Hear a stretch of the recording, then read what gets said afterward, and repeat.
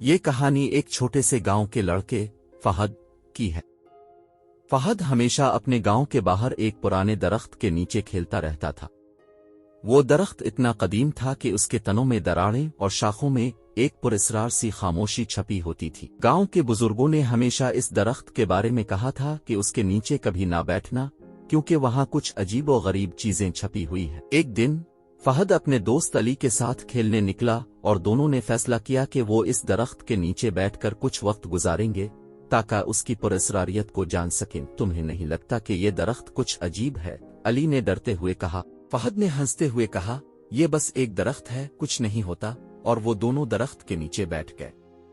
بیٹھتے ہی اچانک درخت کی شاخوں سے ایک ٹوٹا ہوا کاغذ گرا، جو ہوا کہ جھونکے سے سیدھا فہد کے ہاتھ میں آیا۔ کافی وقت تک تلاش کرنے کے بعد دونوں لڑکوں نے درخت کی جڑوں کے نیچے ایک چھوٹا سا صندوق پایا۔ صندوق کھولا تو اندر ایک قدیم چمچماتی ہوئی چابی رکھی ہوئی تھی۔ اس پر ایک عبارت درج تھی، یہ چابی تمہیں اس راز تک لے جائے گی جس کی تلاش تمہارے بزرگوں نے کی تھی۔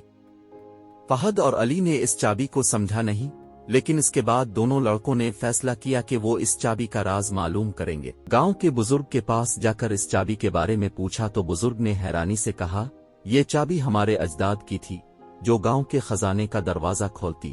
یہ خزانہ تمہارے اندر کی سچائی اور علم کا خزانہ ہے، جسے تم نے اپنی محنت اور ایمانداری سے تلاش کیا ہے۔